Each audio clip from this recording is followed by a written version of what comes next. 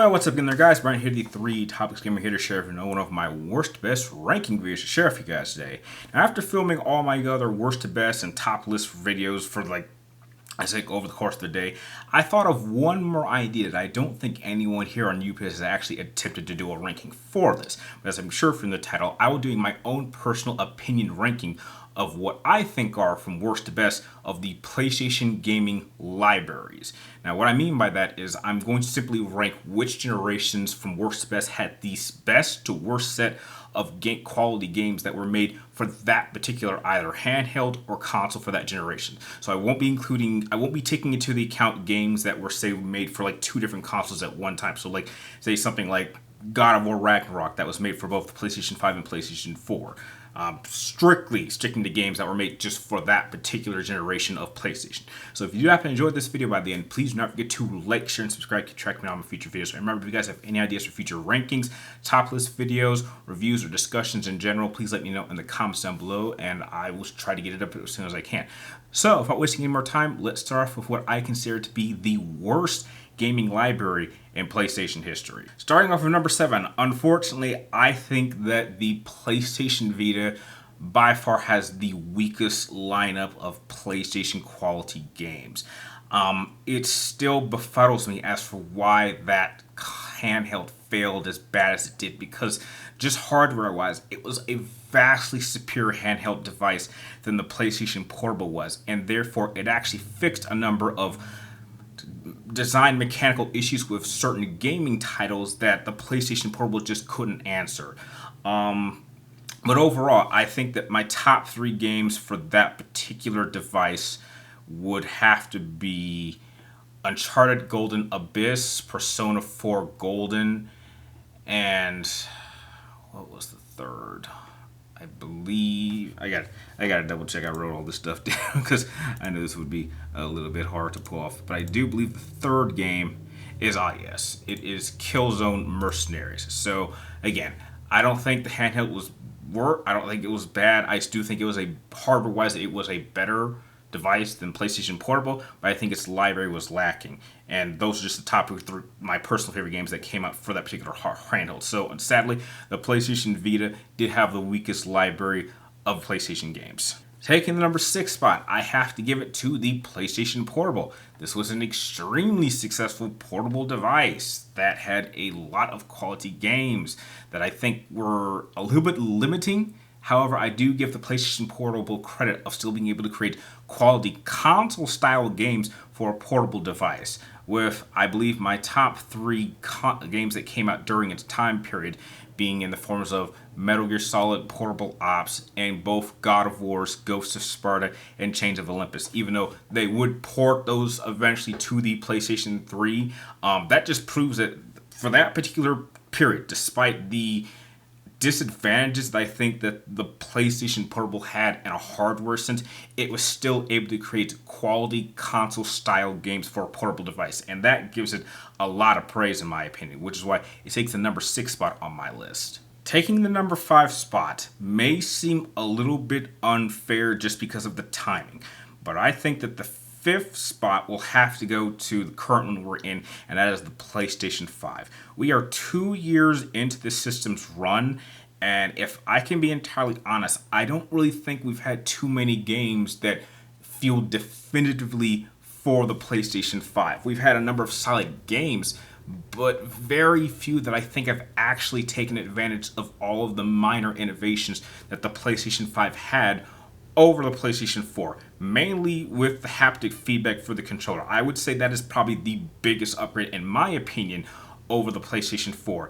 And because not a lot of games have actually taken advantage of that, it has made these first 2 years of the PlayStation 5's run seem just a little bit lacking.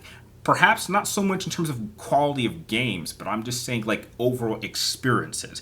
Now, if I had to pick my top 3 definitive PlayStation 5 games that I've played up to this point, they would have to be in the forms of Final Fantasy 16, Ratchet & Clank Rift Apart, and Returnal. I think, without question, Returnal has probably been the best game to actually use haptic feedback effectively. Again, I really wish they would push the system, because that's really the most innovative thing that they've added, and not a lot of PlayStation 5 games use it. And that's just a shame because it is a great function for the PlayStation 5 controller, but again, we don't see it as often as I think we should be, which is why, unfortunately, up to this point, I would give the PlayStation 5 the 5th spot on my list. Going into number 4, I would have to give this spot to the classic PlayStation 1 era. This one started all. It was the first generation of PlayStation games, and I think a lot of those classic titles very much do still hold up, in many sense of the word. It was one that started all. There's been a number of great games that are classic titles, as I've said before. And that's really all I need to say about PlayStation 1 to just kind of justify why I would put it in the spot on my list as I have. With my top 3 games for that particular era of PlayStation being in the forms of Metal Gear Solid 1, Final Fantasy 7, which to this day remains the single most important video game I've ever played, and the last one being Castlevania Symphony of the Night, which I believe is in my top 3 favorite Castlevania games, next to Super Castlevania 4 and Lords of Shadows on the PlayStation 3. Those 3 games kind of top out my favorite Castlevania games of all time. But yeah, I think Symphony of the Night does close the last 3rd spot for my favorite PlayStation 1 games of all time, which is why it helps establish why the PlayStation 1 era takes the number 4 spot on my list. Taking the number 3 spot is going to have to go to the PlayStation 4 era.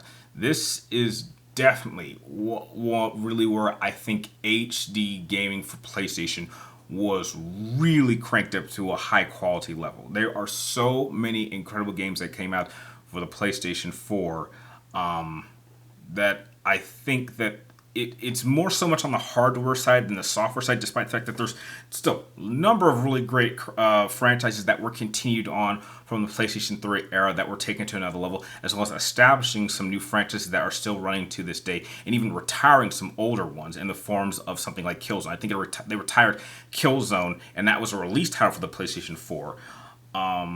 But yeah, I still think there's a lot of great games. I think my top 3 definitive PlayStation 4 games that came out during its run, which technically people are still playing it now, so that tells you a lot, are in the forms of games. What the heck I put on? Yeah. I would say the top 3 just definitive PlayStation 4 games for that era being Rise of the Tomb Raider, which is a 10 out of 10 game for me, God of War 4, which is a 9.5, with Ragnarok actually making its way into my top 10, and I think without question my favorite PlayStation 4 game of all time in the form of Persona 5 Royal. I love the original Persona 5, but Royal made it feel like an entirely different game with so many improvements and enough to get it into my 10 out of 10 club. And being, I would say, easily my second favorite JRPG game of all time under only Final Fantasy X. So yeah, we really hit the jackpot when it came to quality games during the PlayStation 4 era, which is why I'm happy placing it in the number 3 spot on my list. Taking the number 2 spot on my list is going to have to go to the PlayStation 3. Now, I know that in terms of a hardware sense, not a lot of people like the PlayStation 3, but I absolutely fell in love with it from the moment I got my hands on my very first PlayStation 3 game. And this was the start of the HD period for PlayStation. And like the PlayStation 4, a lot of very awesome franchises were started during this period that are still running and are still iconic to this day.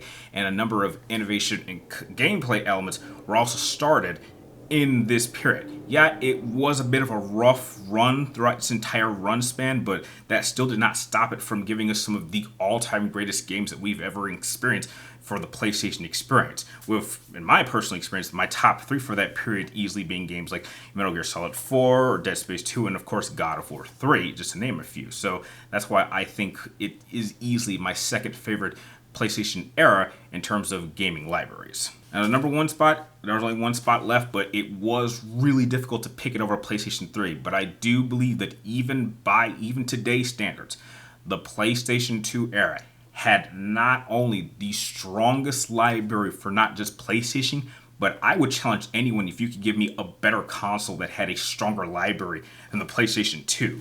I mean, to this day, I believe the PlayStation 2 is still the best selling gaming console in history. So many high quality, legendary, classic masterpiece games came out during this period. I mean, I would say that the PlayStation 2 era was in a phenomenal period for gaming as a whole, with my top 3 games being in the forms of Metal Gear Solid 3, which is, again, my favorite video game of all time, Final Fantasy X, which is my second favorite video game of all time, and my favorite JRPG game of all time, and heck, JRPGs just so happen to be my favorite genre of gaming, and Resident Evil 4, which is the very first video game that ever legitimately scared me, and is currently my 5th favorite video game of all time. So, yeah, I really challenge it. Try to find me another era or console that had a better lineup than PlayStation 2, and heck, I'll be waiting to see it in the comment section. So that is my ranking of all of the primary 7 PlayStation gaming library eras. If you've had a good amount of time to play or experience all these eras, how would you rank them? Rank how you would rank each of their gaming libraries to date. Share your ranking with me and everyone else in the comments down below. And like always, thank you guys for watching. You're awesome, and I'll see you next time.